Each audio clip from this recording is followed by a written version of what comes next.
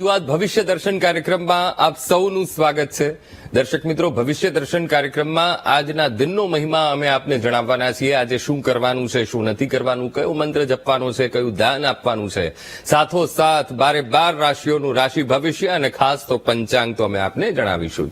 અને આજ બધે આપણી સાથે સ્ટુડિયોમાં જોડાયા છે જ્યોતિષાચાર્ય ઋષિરાજ ડોક્ટર મહેન્દ્રભાઈ પંડ્યા. મહેન્દ્રભાઈ, સ્ટુડિયોમાં આપનું ખૂબ ખૂબ સ્વાગત છે. ધન્યવાદ. મહેન્દ્રભાઈ, હવે સૌથી પહેલા આજનું પંચાંગ શું છે તે આપણા દર્શક મિત્રોને જણાવશો. શ્રી ગણેશાય નમઃ. બ્રહ્માનંદમ પરમ સુખદમ કેવલમ જ્ઞાન મૂર્તે દ્વંદાતીતમ ગગન સદૃશમ તત્વમસ્યાદિ લક્ષ્યમ એકમ નિત્યમ વિમલમચનમ સર્વધી સાક્ષીભૂતમ ભાવાતીતમ ત્રિગુણ રહિતમ સદગુરુત્વમ નમામિ. સર્વ દર્શક મિત્રો, સુપ્રભાત. જય શ્રી ગણેશ. વી ટીવીની વિશેષ રજૂઆત ભવિષ્ય દર્શન કાર્યક્રમ જ્ઞાન, આધ્યાત્મિકતા અને જ્યોતિષના ત્રિવેણી સંગમમાં હું ડોક્ટર મહેન્દ્ર પંડ્યા આપ સૌનું હાર્દિક સ્વાગત કરું છું. શરૂઆત કરીએ પંચાંગથી મિત્રો. તદેવ લગ્નમ સુદિનમ તદેવ તારાબલમ ચંદ્રબલમ તદેવ વિદ્યાબલમ દેવબલમ તદેવ લક્ષ્મીપતે તે દ્રિયુગમ સ્મરામી. આજે 11/9/2025 વાર ગુરુવાર, ભાદરવા મહિનાના આજે કૃષ્ણ પક્ષની ચતુર્થી, કદાચ ચોથ છે આજે. અશ્વિની નક્ષત્ર, ધ્રુવ નામનો યોગ અને બાલવ નામનું છે કરણ. આજે આ પંચાંગ છે. રાશિનો ચંદ્રમાં જોઈએ તો આજે મેષ રાશિમાં પરિભ્રમણ કરશે. મેષ રાશિ એટલે આપણે જાણીએ છીએ કે જેના અક્ષર અલ અને ઈ છે, મંગળ પ્રધાન આ રાશિ છે. તો મેષ રાશિવાળા જાતકો માટે આજનો દિવસ મંગળમય રહેશે. સાથે સાથે જે કોઈ જાતકોનો જન્મ થાય એની મેષ રાશિ રહેશે. અલ અને ઈ અક્ષર ઉપર એનું નામ રાખવાનું રહેશે. જય ગણેશ. બિલકુલ મહેન્દ્રભાઈ, હવે આજે ગુરુવાર, તો આજના દિવસને અનુરૂપ દિન વિશેષમાં શું છે ખાસ આપણા દર્શક મિત્રો માટે? આપણે કહીએ એમ કરું ભાઈ, તદેવ લગ્નમ સુદિનમ તદેવ તારા, બધું અનુકૂળ બને. હા. અને એટલા માટે કદાચ ભગવાન શ્રી જગન્નાથજીના દર્શન કરવા માટે જયારે આપણે જઈએ ત્યારે એક સુંદર મજાનો શ્લોક આપણને સાંભળવા મળે છે કે અનુકૂલે જગન્નાથ સાનુકૂલે જગત્રયમ પ્રતિકૂલે જગન્નાથ પ્રતિકૂલે જગત્રયમ જગન્નાથ સ્વામી નયન પથગામી ભવતુ મેં. તો આ વિષય ઉપર કદાચ એવું લાગે છે કે આજના વર્તમાન સમયે કદાચ ભગવાનની જો અનુકૂળતા હોય, ભગવાન જ આપણને બધું આપતા હોય, આપણે કંઈક આપણા જોડાઓ જે છે એ બધા ઉપરથી તૈયાર થઈને આવે છે, જેને આપણે લગ્ન જીવનની અંદર એકબીજાની સાથે જે કહેવાય છે હિત પ્રીતથી રહેતા હોય, પરિવારનું જતન થતું હોય, પરિવાર વિસ્તૃત પામતો હોય અને જીવનમાં સાચું સુખ પ્રાપ્ત થતું હોય ત્યારે તો પછી આ બધી જ સફળતાઓ અને સુખાકારી જો મળતી હોય તો પછી જ્યોતિષીય દ્રષ્ટિએ આજે આ જાણવું છે આપણે કે તો પછી લગ્નમાં ભંગાણ પડે છે કેમ? શું કારણ છે એવું કે લગ્નના યોગમાં તમે જુઓ કે ઘણી વખત આપણે ઘણી વખત આપણે કહેતા ભાઈ કે 100 ગરણે ગળીને પાણી પીવું, પણ છતાં આ 100 ગરણે ગણ્યા પછી આપણને એમ લાગે કે આ ચાની જગ્યાએ કૂચો અંદર આપણા વાટકીમાં કે રકેબીમાં આવી જાય છે. તો શું કરવું જોઈએ? તો લગ્નની અંદર ભંગાણમાં જ્યોતિષીય એવા કયા કારણો હોઈ શકે કે જેના કારણે આપણે સાચવવું પડતું હોય છે? દાંપત્યની સુખાકારી માટે શેની જરૂર હોય છે અને આપણે શું કરતા હોઈએ છીએ? હકીકતમાં તમને કહું, સગાઈ કે લગ્ન જયારે આપણે કરતા હોઈએ ત્યારે ઘણી વખત સગાઈ તૂટી જાય, ઘણી વખત લગ્ન તૂટી જાય. તો સગાઈ અને આજના વર્તમાન જયારે અમારે તો ઘણા બધા સુખી જીવન પણ હશે, પણ અમારે જે જોવા માટે આવે છે ત્યારે આવા પ્રશ્નો લઈને મોટા ભાગે આવે છે કે સગાઈ થઈ અને તૂટી ગઈ, બીજું લગ્ન ક્યારે થશે? લગ્ન થઈ અને 4 મહિના, 6 મહિના, 12 મહિના રહ્યું ત્યારે કોર્ટમાં કેસ ચાલે છે, તો એમાં ક્યારે નિવેડો આવશે અને ક્યારે બીજા લગ્ન થશે? પાછી તૈયારી તો એ જ છે પાછી. તો આવા બધા કારણોને જો આપણે ધ્યાનમાં રાખીએ મિત્રો, તો સામાન્ય રીતે પ્રેમ વિવાહના યોગને પણ આપણે નિષ્ફળ બનાવ્યા છે. ઘણી વખત આપણે એમ વિચારીએ ભાઈ પ્રેમ વિવાહ કરવાથી સારી સફળતા મળે, પોતાની પસંદગીના પાત્ર સાથે વિવાહ કરવાથી સારી સફળતા મળે, તો એ પણ આપણા જીવનમાં કદાચ શક્ય નથી હોતું કે પ્રેમ વિવાહની અંદર પણ આપણને સારી સફળતાની પ્રાપ્તિ થાય. તો આ પ્રેમ વિવાહ પણ નિષ્ફળ કેમ બને છે? તો આવા બધા જ જે કારણો જે છે એ પરિવારની પીડાના કારણે છે કે પોતાની અણસમજના કારણે છે. તો આ વસ્તુને આપણે સમજવી રહી. તો આજે આપણે સામાન્ય રીતે જ્યોતિષના આ વિષયને થોડો આ રીતે ચર્ચીએ છીએ કે લગ્ન યોગની અંદર આપણને જે સારી સફળતા અને સુખાકારી જે આપણને મળવી જોઈએ એ કેમ નથી મળતી, અને નથી મળતી તો એની પાછળના કારણો શું હોઈ શકે? તો આ બધી બાબતોને આપણે ચર્ચીએ આજે જ્યોતિષની દ્રષ્ટિએ. તો હવે તમને કહું, અત્યારે એક નવો ટ્રેન્ડ છે બ્રેકઅપનો કે ભાઈ આ બોયફ્રેન્ડ, હવે મને ખબર નહીં આ બોયફ્રેન્ડ કે ગર્લફ્રેન્ડ શું કહેવાય. મિત્ર તો મિત્ર છે, મિત્ર હેડા કીજીએ, જેડા કુવા કોષ પછાડે પાણી દીએ, હૃદય નાણે દોષ. તો આ તો મિત્ર છે, મિત્ર એવો કરીએ કે ઢાલ સરીખો હોય, દુઃખમાં પાછળ પડી રહે, સુખમાં પાછળ પડી રહે, દુઃખમાં આગળ હોય.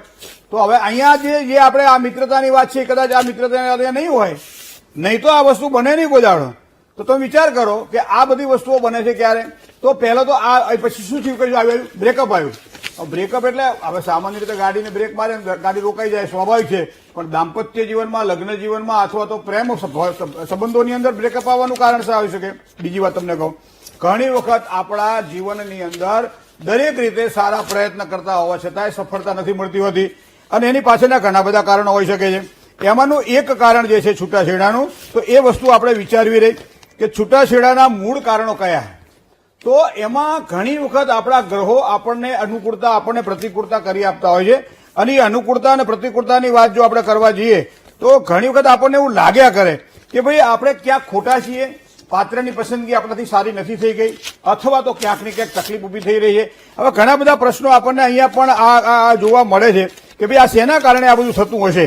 જો અહીંયા વાત એવી છે કે ભાઈ દાંપત્ય જીવનની અંદર 6 મહિના પછી અમારા બનતું નથી, જેના કારણે તકલીફો ઊભી થાય છે. બીજી વાત છે 3 મહિનાથી દીકરી પોતાના પિયર ગઈ છે, પાછું આવવાનું નામ લેતી નથી, જ્યારે પણ અમે બોલાવીએ ત્યારે પાછી આવતી નથી, નવા નવા કઈ બહાનાઓ કાઢે છે, અથવા તો કોર્ટ કેસની ધમકી આપે છે. તો આ બધી વસ્તુઓ દાંપત્ય જીવનમાં સફળતાને સુખ હોવા છતાંય કેમ આ તકલીફ રહ્યા કરે છે. તો આ બધી વસ્તુઓ આપણે જ્યારે સાંભળી ત્યારે આપણને ખબર પડે કે અણબનાવ પ્રેમની અંદર, જ્યારે વિવાહની અંદર થતા હોય ત્યારે એના કારણો કયા હોઈ શકે. બીજી વસ્તુ તમને કહું, ઘણી વખત આપણી અણસમજ તો નથી ને, અણસમજ તો ન હોઈ શકે, કારણ કે પહેલાના જમાનામાં જયારે ઘોડીએ વિવાહ થતા હતા ત્યારે કદાચ અણસમજ હોઈ શકે. અત્યારે તો બંને પાકડ છે, 29-30 વર્ષની ઉંમર છે, 27-28 વર્ષની ઉંમર છે, તો અણસમજ તો ન જ હોઈ શકે. તો હવે છતાંય ક્યારેક એવું બનતું હોય કે અણસમજના કારણે ભાઈ આ વસ્તુ અમને કહેવામાં નહોતી આવી, આ વસ્તુ અમને બતાવી નહોતી, આવી બધી બાબતોની અંદર પણ છૂટ જોવા મળે છે. બીજી વસ્તુ તમને કહું, પરિવારની અંદર પણ પ્રેમનું જતન થવું જરૂરી છે. પરિવારમાં જયારે પ્રેમનું જતન ન થાય ત્યારે પણ આવનાર વ્યક્તિ તમારા પરિવારની અંદર અસુરક્ષિતતા મહેસૂસ કરે છે.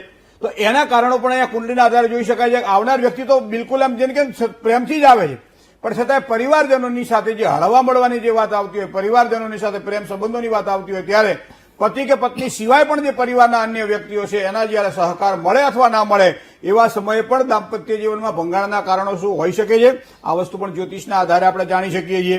બીજું તમને કહું કે લવ મેરેજ કર્યા હોવા છતાંય, આમ સામાન્ય રીતે બાપા બા બધા ભેગા થઈને પરિવારજનો લગ્ન કરાવડાવે બે નંબરની વાત છે, પણ બંને પોતાની સહમતિથી પરિવારની વિરુદ્ધમાં જઈને પણ લગ્ન કર્યા છે, અને એને આપણે લવ મેરેજ કહીએ, અથવા તો પરિવારના સહયોગથી લગ્ન કર્યા છે, અને એ લવ મેરેજ છે, પ્રેમ વિવાહ જેને કહીએ આપણે. હવે પ્રેમ વિવાહ કર્યા પછી તો એકબીજાની સાથે બનવું જોઈએ ને, પણ છતાંય નથી બનતું. તો એના કયા કારણો હોઈ શકે, જ્યોતિષના આધારે આપણે જાણી શકીએ છીએ. મિત્રો, સાથે રહેવામાં ઘણી વાર આપણે ગુજરાતીમાં એક બહુ સરસ કહેવત છે કે ભાઈ જ્યાં બે વાહન ભેગા થાય ને તે ખખડે પણ ખરા. પણ આવા સમયે તમારી સમજદારી અથવા તમારી સહનશીલતા, આ બે વસ્તુ કામ કરતી હોય છે. એ સમજદારી અને સહનશીલતા ક્યારે કામ ન કરે એ પણ જ્યોતિષના આધારે આપણે જાણી શકીએ છીએ. ઘણી વખત સંબંધોની અંદર અન્ય વ્યક્તિઓના કારણે ખટાશ આવી જતી હોય છે. મેં તો રંગ્યો હતો એને દિલડાની સંગ, મારા સાહેબાની પાઘડીએ લાગ્યો કોઈ જુદો રંગ. આવી બધી બાબતોને પણ આપણે દાંપત્ય જીવનમાં તિરાડો પડતી આપણે જોઈ શકીએ છીએ. પણ એનો મતલબ એવો થાય કે સગાઈથી માંડીને લગ્ન અને લગ્નથી પછી થતા ડિવોર્સ, આ કયા કારણોસર હોઈ શકે. જ્યોતિષીય દ્રષ્ટિએ જયારે જોવા જઈએ ત્યારે કુંડળીમાં બે ગ્રહોના ભાગ પાડવામાં આવેલા છે. મિત્રો, એક તો તમે જુઓ સૂર્ય છે, ચંદ્ર છે, એની સાથે સાથે બુધ છે, એની સાથે ગુરુ છે, એની સાથે શુક્ર છે. આ ગ્રહોને અલગ ભાગ પાડવામાં આવેલા છે.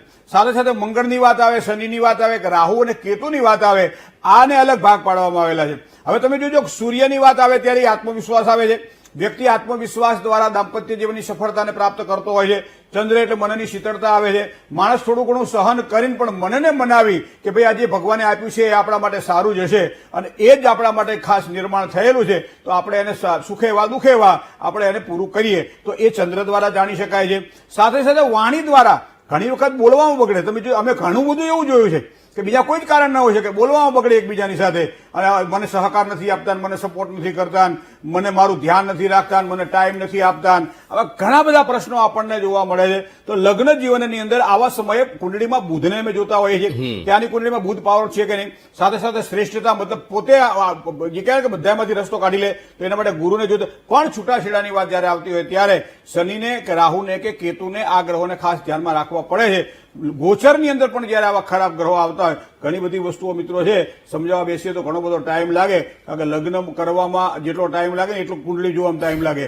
તો એના માટે તો મારે એટલું કહેવું છે કે કુંડળીના ગ્રહોને જોયા પછી શું મારી કુંડળીમાં આવા યોગ છે, જો હોય તો એનો યોગ્ય ઉપાય કરી અને આગળ વધવામાં આવે. આંખો બળતી હોય તો આંખોને બંધ ન રખાય કે આંખો કાઢી ના રખાય. 2 ટીપા ડોક્ટર પાસે જે આપણને આપે એ ટીપા નાખી દઈએ, જેના કારણે આંખોમાં ઠંડક પહોંચે. એ જ રીતે કુંડળીના ગ્રહોને પણ જો ધ્યાનમાં રાખીને કામકાજમાં આગળ વધવામાં આવે તો ખરેખર સારી સફળતા આપણને લગ્ન જીવનમાં મળતી હોય છે. જય ગણેશ. બિલકુલ. એટલે મહેન્દ્રભાઈ, તમારી પાસે આવા કિસ્સા આવતા હશે તો મેક્સિમમ જે તમે કીધું ખૂબ સાચી વાત કીધી કે ગ્રહો કદાચ જવાબદાર છે, જી, પણ સાથે સાથે સ્વભાવ દોષ જો એ વ્યક્તિ સમજી જાય કે ભાઈ સ્વભાવને સુધારવાની જરૂર છે, તાસીરને સુધારવાની જરૂર છે, તો મને લાગે છે કે આ જે વસ્તુ છે, જે આજનો આપણો વિષય છે, વિષય જ કદાચ આપણે ઓછો થઈ જાય. હવે હું તમને બહુ એક તમે વાત કરી, બહુ સરસ વાત કરી છે. અત્યારે વર્તમાન સમયે કદાચ જે આ વિચારોમાં અસમાનતાની પાછળના કારણો ઘણા બધા હોઈ શકે છે, પણ આપણે ગ્રહોની દ્રષ્ટિએ જયારે જોવા જઈએ ત્યારે આપણે કાયમ એમ કહેતા હોઈએ કે આ વ્યક્તિનો મંગળ દોષ છે. તો મંગળનો મતલબ થાય સ્વભાવ. મંગળ જયારે કુંડલીમાં લગ્ને વ્યય ચ પાતાલે જામિત્રે ચાષ્ટમે કૂજ કૂજ એટલે મંગળ. તો બાલબોધ જ્યોતિષની અંદર એવું લખવામાં આવેલું છે કે એક પહેલા સ્થાનની અંદર, ચોથા સ્થાનની અંદર, સાતમા સ્થાનની અંદર, આઠમા સ્થાનની અંદર કે 12મા સ્થાનની અંદર જ્યારે પણ મંગળ પડ્યો હોય ત્યારે આ વ્યક્તિનો સ્વભાવ ઉતાવળિયો અને ઉગ્ર હોય, પણ સામેની વ્યક્તિ જો એને સમજી શકે એક વખત તો ખૂબ સજ. મુકુંદભાઈ, આપણે અંકુરભાઈ, એક વસ્તુ તમે જુઓ કે ઘરવાળા એમ કે ફ્રીજ લાવવું છે, બજેટ નથી આપણી પાસે, તો ફ્રીજ લાવવું છે. તાત્કાલિક હવે તને ખબર પડે નહીં, ખાધાની ખાવાના વાંધા છે, કેટલા બધા ખર્ચાઓ છે, છોકરાઓની ફીઓ નથી લાવવું, એમ કરી અને એ તર છોડી દે. અને કાં તો એમ કે કામ કરો, આવતી વખતે કંઈક સારા પગાર આવશે ને થોડો વધારો કરશે છે અને થોડાક પૈસા બચાવી અને 1-2 મહિનામાં આપણે હવે વાણીની વાત થઈ તો આ વાણીનો યોગ જો કુંડળીમાં તમારો બુધ પાવરફુલ હોય તો જ મળે. બાકી મંગળ હોય ને તોડ ને ફળમાં માને. બરાબર, તાર શીખે ઘરે બેઠા બેઠા બધું જોઈએ છીએ, કેમના 2 છેડા ભેગા કરવા એ તો અમને ખબર પડે. આ બધી વસ્તુ બહુ અઘરી છે, પણ ખાલી સમજણ કેળવવાની જરૂર છે. સહજતા જો તમારા જીવનમાં આવે છે તો લગ્ન જીવનમાં સારામાં સારી સફળતા મળે. બિલકુલ, બિલકુલ. તો આપણે અંકુરભાઈ તમે વાત કરી ને દાંપત્ય જીવનમાં, ત્યારે મને એક કિસ્સો યાદ આવ્યો, મેં સાંભળેલો ક્યાંક કે સવારમાં એની છોકરાની વહુ થોડી મોડી ઉઠે એવું ટેવ એને હશે, તો હાહુ એક વખત કીધું કે બેટા ઉઠો, હવે તો સૂરજ ઉગ્યો, દાડો ઉગી ગયો, ઉઠ તું. ત્યારે સહજતાથી પેલી દીકરી થોડી આમ સારા પરિવારમાંથી આવેલી હશે એટલે ઝઘડો કરવાને બધા શું કીધું ખબર છે, પણ સાસુમાં સૂરજ હુઈ જાય છે વહેલો ને. આવી નાની નાની બાબતો દાંપત્ય જીવનમાં સુખાકારી માટે બિલકુલ. એટલે આખી વાતનો આખો ટોપિક ચેન્જ થઈ જાય, એ માહોલ આનંદ કરાવડાવે. ખૂબ સાચી વાત છે મહેન્દ્રભાઈ.